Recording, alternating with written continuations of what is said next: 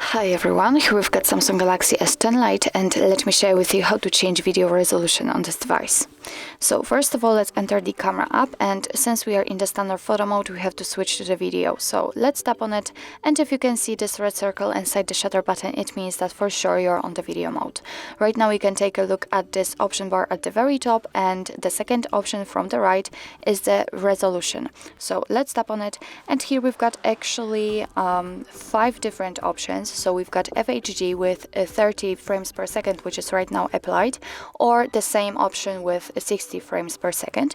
We've got also the UHD and the same situation, 60 and 30 frames per second, and also the HD. So in order to change the resolution, all you have to do is simply tap on this option and tap on the one you'd like to set. And as you can see, it immediately changes. Right now we've got HD and 30 frames per second.